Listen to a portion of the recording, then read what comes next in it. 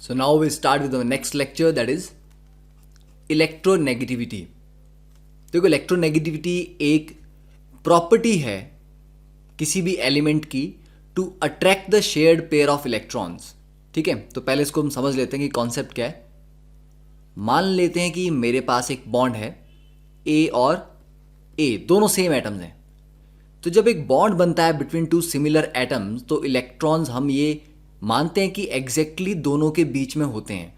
50% ए के पास है, 50% बी के पास है, मतलब इक्वली शेयर्ड है. ठीक है, तो यहां पर आप लिख सकते हैं इलेक्ट्रॉन्स आर इक्वली शेयर्ड. अब जब इक्वली शेयर्ड होंगे तो कोई भी इन दो इलेक्ट्रॉन्स पे ज़्यादा फोर्स नहीं लगा पाएगा. कि ऐसा नहीं है कि ये लेफ्ट की तरफ ज़्यादा शिफ्टेड रहेंगे या राइट की तरफ रहेंगे. अब मैं बोलता हूं कि ए का बॉन्ड बन गया बी के साथ. बी की प्रॉपर्टी कुछ ऐसी है कि बी इन इलेक्ट्रॉन्स को अपनी तरफ ज़्यादा जोर से खींच पा रहा है, तो इलेक्ट्रॉन थोड़ा बी की तरफ शिफ्ट हो जाएंगे.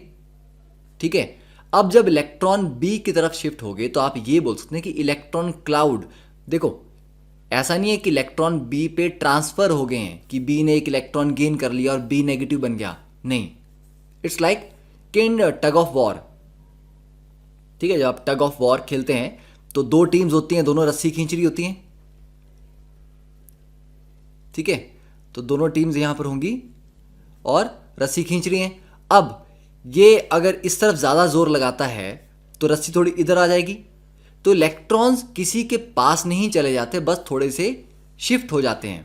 ठीक है, तो बी की अगर इलेक्ट्रॉन को अपनी तरफ खींचने की टेंडेंसी ज़्यादा स्ट्रांग है तो इलेक्ट्रॉन बॉन्ड के थोड़े उस तरफ खिसक जाएंगे. That is called displacement. तो इसके पास इलेक्ट्रॉन डेंसिटी थोड़ी ज़्यादा होगी, ए के पास इलेक्ट्रॉन डेंसिटी थोड़ी कम होगी. तो बी के ऊपर हम लिखेंगे कि इलेक्ट्रॉन उसकी तरफ ज़्यादा हैं तो पार्शियल नेगेटिव चार्ज उसके ऊपर आ गया, और ए से दूर हो गए तो ए पे पार्शियल पॉजिटिव चार्ज आ गया.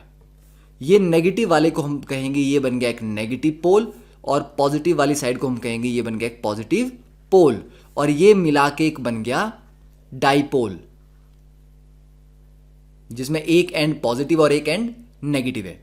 ठीक है, तो क्योंकि बी की टेंडेंसी इलेक्ट्रॉन को खींचने की थी ज़्यादा, तो हम ये कहते हैं यहां पे कि B is more electronegative than A. तो मतलब इलेक्ट्रोनेगेटिविटी क्या हुई किसी भी बॉन्ड में. ठीक है, किसी भी बॉन्ड में जो शेयर्ड इलेक्ट्रॉन्स हैं उनको अपनी तरफ खींचने की जो एबिलिटी है, that is called electronegativity. Okay, अब मैं कह दूं कि ये बी अकेला है. अब इसकी इलेक्ट्रोनेगेटिविटी बताओ क्या होगी. जब बी अकेला है तो उसका कोई बॉन्ड ही नहीं बन रहा. जब बॉन्ड बन ही नहीं रहा है तो किसको खींचेगा. तो इलेक्ट्रोनेगेटिविटी बॉन्डेड फॉर्म में, जब वो ऑलरेडी बॉन्ड बना चुका है किसी के साथ, तब बॉन्डेड इलेक्ट्रॉन्स को अपनी तरफ खींचने की कैपेबिलिटी होती है. तो एक अकेले एटम की इलेक्ट्रोनेगेटिविटी जैसा कोई कॉन्सेप्ट नहीं होता. Electronegativity is always defined for a bonded state. तो it's qualitative measure. Qualitative measure का मतलब आप बता सकते हैं कि हाँ, ये ज़्यादा जोर से खींच रहा है और ये थोड़ा कम. ठीक है, कितना ज़्यादा जोर से ये हम नहीं बता सकते. कि आप एनर्जी में बताओ कि हाँ ये देखो 200 की एनर्जी से खींच रहा है, तो we can not define this in terms of quantity. ठीक है, it's a qualitative measure of the ability of an atom in a chemical compound to attract shared electron to itself.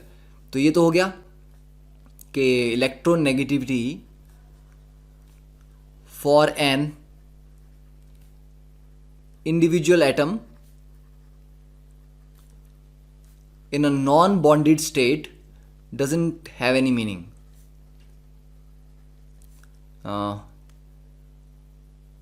Doesn't have any meaning. ठीक है, अब दूसरी बात कि अगर ए को बी को या किसी को भी इलेक्ट्रॉन खींचने हैं, बी ए से खींच पा रहा है, हो सकता है सी से ना खींच पाए. ठीक है, कि सी और बी के बीच में बॉन्ड बन गया और सी उससे भी ज़्यादा इलेक्ट्रोनेगेटिव है. तो मतलब बी की जो इलेक्ट्रोनेगेटिविटी आ रही है वो अलग अलग सिचुएशन में अलग अलग आ सकती है. जैसे अभी बॉन्ड ए के साथ है, अगर बॉन्ड किसी और के साथ बनेगा तो बी की इलेक्ट्रोनेगेटिविटी चेंज हो सकती है. तो electronegativity depends on bonding conditions या बॉन्डिंग सराउंडिंग, कि उसके आसपास किस तरह का बॉन्ड बन रहा है, डबल बॉन्ड है, सिंगल बॉन्ड है, ट्रिपल बॉन्ड है, उन सब पे डिपेंड करती है। तो इसका एक सिंपल सा फॉर्मूला है, ठीक है। फॉर्मूला क्या है कि इलेक्ट्रोनेगेटिव डिफरेंस, दो एटम ए और बी के बीच में बॉन्ड बन रहा है, तो उन दोनों की ए और बी की इलेक्ट्रोनेगेटिविटी का difference chi A minus chi B is equal to 0.208 into energy of bond A B minus under root of energy of bond A A into energy of bond B B 1/2। तो यहां इस फॉर्मूले में chi A minus chi B is the electronegativity difference of the two element जिनकी हम बात कर रहे हैं, 0.208। अब E A B means A B bond की बॉन्ड स्ट्रेंथ कितनी है, ए बॉन्ड की बॉन्ड स्ट्रेंथ कितनी है और बी बॉन्ड की बॉन्ड स्ट्रेंथ कितनी है, ठीक है। तो ये बॉन्ड स्ट्रेंथ, तो ये एक फॉर्मूला दिया था, किसने दिया था, ये लाइनस पॉलिंग ने। अब आप बोलोगे कि अभी तो सर आपने कहा कि इसको मेजर करना पॉसिबल नहीं है, it's not a measurable quantity. Linus Pauling ने एब्सोल्यूट वैल्यू नहीं मेजर की, लाइनस पॉलिंग ने रिलेटिव वैल्यू मेजर की। उसने जैसे कि हाइड्रोजन को एक रेफरेंस मान लिया कि हाइड्रोजन को हम रेफरेंस मान लेते हैं, ठीक है। तो उसकी इलेक्ट्रोनेगेटिविटी डिफाइन कर दी 2.1। अब जो हाइड्रोजन से भी ज़्यादा इलेक्ट्रोनेगेटिव थे उनकी वैल्यू 2.1 से ज़्यादा आई, जो हाइड्रोजन से कम इलेक्ट्रोनेगेटिव थे उनकी वैल्यू हाइड्रोजन से कम आई। तो ये लाइनस पॉलिंग का दिया हुआ एक फॉर्मूला है इलेक्ट्रोनेगेटिविटी कैलकुलेट करने का। उसके बाद हमारे पास एक और फॉर्मूला है, ठीक है, दैट इज मुलिकन्स स्केल, ठीक है, मुलिकन्स इलेक्ट्रोनेगेटिविटी। तो मुलिकन ने फॉर्मूला दिया कि इलेक्ट्रोनेगेटिविटी क्या है, ionisation energy plus electron affinity divide by 2। It is the average of ionisation energy and electron affinity किसी भी एटम की। तो ये दो आपको याद होनी चाहिए कि मुलिकन के अकॉर्डिंग इलेक्ट्रोनेगेटिविटी कितनी होती है और पॉलिंग के अकॉर्डिंग। तो हम जो फॉलो करते हैं दैट इज पॉलिंग, कि पॉलिंग की स्केल को हम फॉलो करते हैं, ठीक है।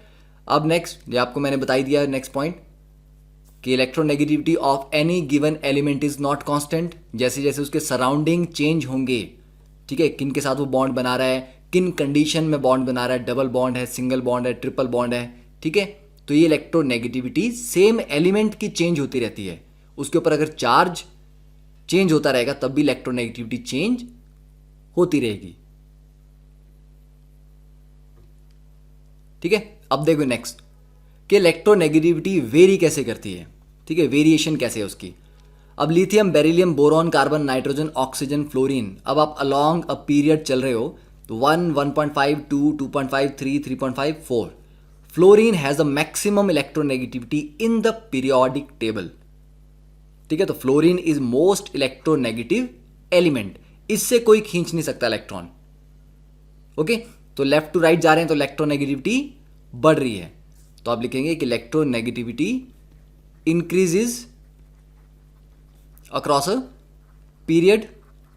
और डाउन द ग्रुप जब हम जाते हैं, देखो लिथियम से सोडियम पे आए तो कम हुआ, बेरिलियम से मैग्नीशियम पे आए तो भी कम हुआ, ठीक है। तो डाउन द ग्रुप जा रहे हैं तो कम हो रही है, तो increases across a period and decreases down the group. अब इनमें इंपॉर्टेंट वैल्यूज जो हैं वो nitrogen, carbon, oxygen, fluorine, sulphur, chlorine, ये तो आपको याद होनी चाहिए, ठीक है, हर हाल में आपको याद रहनी चाहिए, क्योंकि इन वैल्यूज के बेस पे हमें काफी कुछ प्रिडिक्ट करना पड़ेगा जब हम क्वेश्चन सॉल्व करेंगे, ठीक है। तो ये अक्रॉस अ पीरियड और डाउन द ग्रुप ये हो गया क्लियर।